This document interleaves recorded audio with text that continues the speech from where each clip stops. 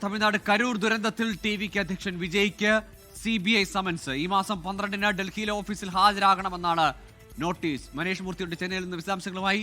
മനേഷ്, യാത്രകളായി വീണ്ടും റാലികളുമായൊക്കെ സജീവമാകുന്നതിനിടയ്ക്കാണ് CBIയുടെ നോട്ടീസ് വരുന്നത് വിജയെ തേടി. ഇതുവരെ കരൂർ ദുരന്തവുമായി കരൂർ ദുരന്തവുമായി ബന്ധപ്പെട്ട് ഇപ്പോൾ CBI നടൻ വിജയ്ക്ക് നോട്ടീസ് നൽകിയിരിക്കുകയാണ്. ടിവിക്ക് നേതാവായ വിജയ്ക്ക് സമൻസ് നൽകിയിരിക്കുകയാണ്. ഡൽഹിയിൽ ഓഫീസിലെത്താനാണ് ഇപ്പോൾ നോട്ടീസ് ഉള്ളത്. ജനുവരി 12-ന് ഡൽഹിയിലെ ഓഫീസിൽ ഹാജരാകണമെന്നതാണ് നിർദ്ദേശം. ഇതുവരെ വിവരശേഖരണങ്ങൾ തുടരുകയായിരുന്നെങ്കിലും വിജയിയെ വിളിപ്പിക്കുകയോ വിജയുമായി നേരിട്ട് ഈ കേസുമായിട്ട് എന്തെങ്കിലും നടപടികളിലേക്ക് പോവുകയോ ചെയ്തിരുന്നില്ല. മനേഷ് മൂർത്തിയുണ്ട്. മനേഷ്, രാഷ്ട്രീയത്തിൽ വീണ്ടും സജീവമാകുന്നതിനിടയിൽ റാലികളും വലിയ പൊതുയോഗങ്ങളും ഒക്കെയായി വീണ്ടും സജീവമാകുന്നതിനിടയിലാണ് വിജയ്ക്ക് ഈ ഒരു സമൻസ് വരുന്നത്. ഗോകുൽ, തീർച്ചയായും ആദ്യമായാണ് ഒരു ചോദ്യം ചെയ്യലിന് ഹാജരാവാൻ അല്ലെങ്കിൽ വിവരശേഖരണത്തിനായി CBI വിജയ് വിളിപ്പിക്കുന്നത്. ഇതിനു മുൻപ് ജനറൽ സെക്രട്ടറി ആയിട്ടുള്ള ബുസിയാനന്ദിനെയും അതുപോലെ തന്നെ മാധവ് അർജുന തുടങ്ങിയ നേതാക്കളെയെല്ലാം തന്നെ CBI പലതവണ വിളിക്കുകയും വിവരശേഖരണം, ചോദ്യം ചെയ്യൽ നടത്തുകയും ഒക്കെ ചെയ്തിരുന്നു. പക്ഷെ വിജയിലേക്ക് എന്തായാലും ഒരു സമൻസ് രൂപത്തിൽ ഇപ്പോൾ എത്തിയിരിക്കുന്നു എന്നുള്ളതാണ് ഏറ്റവും പ്രധാനപ്പെട്ട കാര്യം. ഗോകുൽ സൂചിപ്പിച്ചതുപോലെ തന്നെ വളരെ സജീവമായി രാഷ്ട്രീയത്തിലേക്ക് അല്ലെങ്കിൽ രാഷ്ട്രീയം പറഞ്ഞു തുടങ്ങിയിരിക്കുകയാണ് വിജയ് ഇപ്പോൾ. എന്തായാലും ആ ഒരു ഘട്ടത്തിലാണ് ഈ ഒരു സമൻസ് എത്തുന്നത്. ജനുവരി 12-ാം തീയതി ഡൽഹിയിലെ ഓഫീസിൽ ഹാജരാവണം എന്നുള്ളതാണ് ഈ ഒരു നോട്ടീസിൽ പറയുന്നത്. പൊങ്കലിന്റെ സമയം കൂടിയാണ്. 10-ാം തീയതി 9-ാം തീയതി ഇപ്പോൾ വിജയുടെ സിനിമ റിലീസാണ്. ഈ ഒരു സമയത്താണ് ഈ രീതിയിലുള്ളൊരു നോട്ടീസ് വരുന്നത്. എന്തായാലും ആദ്യമായാണ് വിജയിൽ നിന്ന് വിവരശേഖരണം നടത്താൻ CBI തീരുമാനിക്കുന്നത്. നേരത്തെ മറ്റ് നേതാക്കളിൽ നിന്നൊക്കെ വിവരശേഖരണം നടത്തിയിരുന്നു. നമുക്കറിയാം, കരൂർ വലിയ ദുരന്തമാണ് നടന്നത്.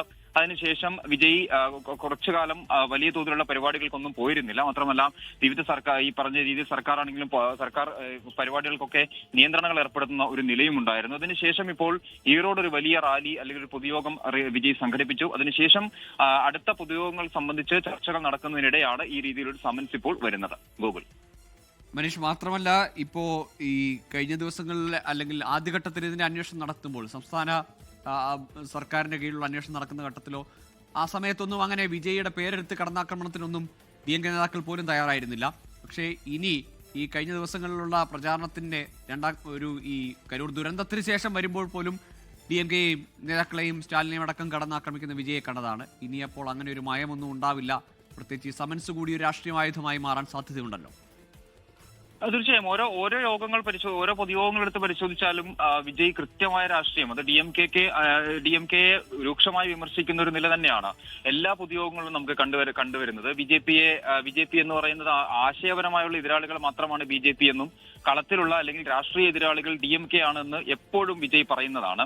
എന്തായാലും ആ ഒരു നില തുടരുക തന്നെയാണ്. ഇതിപ്പോൾ കരൂർ ദുരന്തത്തിന് ശേഷം നടന്ന യോഗങ്ങളിലെല്ലാം തന്നെ BJPയോ അല്ലെങ്കിൽ അണ്ണാ DMKയോ ഒന്നും തന്നെ കാര്യമായ അർത്ഥത്തിൽ വിമർശിക്കാതെ DMK രൂക്ഷമായി വിമർശിക്കുന്ന ഒരു രീതി തന്നെയായിരുന്നു വിജയ് തുടർന്നു പോന്നിരുന്നത്. അടുത്ത മീറ്റിംഗ് സേലം ഉൾപ്പെടെയുള്ള മേഖലകൾ, കൊങ്കുനാട് ഉൾപ്പെടെയുള്ള മേഖലകളിലെല്ലാം തന്നെ അടുത്ത പൊതുയോഗങ്ങൾ നടത്താനുള്ള ശ്രമങ്ങൾ അല്ലെങ്കിൽ അതിനുള്ള തീയതി നിശ്ചയിക്കുന്നു. കാരണം തിരഞ്ഞെടുപ്പ് പ്രഖ്യാപനത്തിന്റെ ഒരു സമയം നിലനിൽക്കുകയാണ്. മാത്രമല്ല, അതുമായി ബന്ധപ്പെട്ട് ഈ സഖ്യവുമായി ബന്ധപ്പെട്ടുള്ള ചർച്ചകളെല്ലാം തന്നെ TVKയിൽ വളരെ സജീവമായി നടക്കുന്ന ഒരു ഘട്ടം കൂടിയാണ് ഇപ്പോൾ.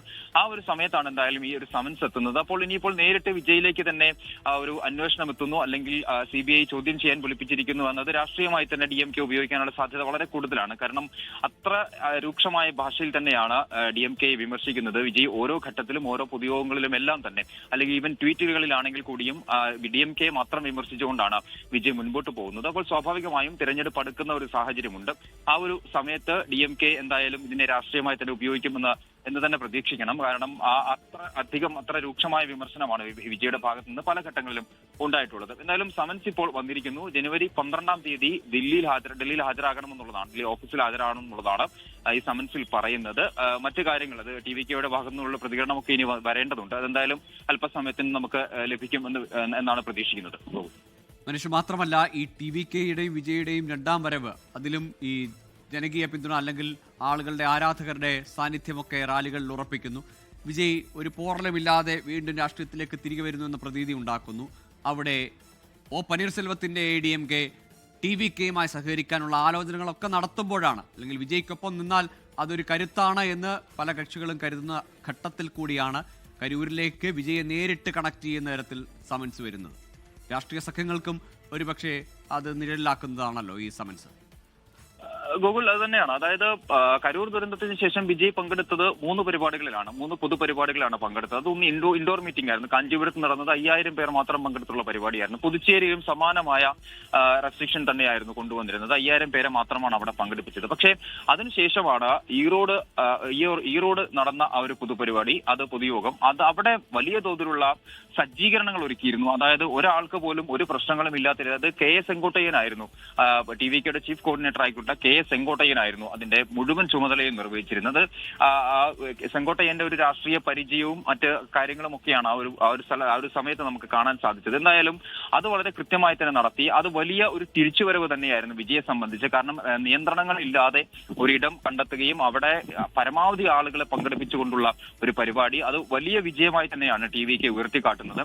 കാരണം മറ്റു പ്രശ്നങ്ങളൊന്നും ഇല്ലാതെ കൃത്യമായ രാഷ്ട്രീയം അവിടെ വിജയ് പറയുകയും ചെയ്തു. DMK രൂക്ഷമായുള്ള വിമർശനമായിരുന്നു ഉന്നയിച്ചിരുന്നത്. എന്തായാലും അതിനുശേഷമാണ് ഇപ്പോൾ അടുത്ത് എവിടെ നടത്തണം എന്നുള്ളതാണ് നിലവിൽ TVK ആലോചിക്കുന്നത്. കാരണം തെരഞ്ഞെടുപ്പിന് മുമ്പ് പരമാവധി ഇടങ്ങളിലെത്തി ജനങ്ങളെ നേരിട്ട് കാണുക എന്നത് തന്നെയാണ്, പൊതുയോഗങ്ങൾ വഴി. കാരണം റാലികൾക്ക് എന്തായാലും ഇനി അനുമതി നൽകില്ല എന്നുള്ളത് തന്നെയാണ് മനസ്സിലാക്കുന്നത്. അപ്പോൾ പൊതുയോഗങ്ങൾ നടത്തുക, ജനങ്ങളോട് കാര്യങ്ങൾ പറയുക, ഇത് തന്നെയാണ് വിജയ് ഉദ്ദേശിക്കുന്നതും.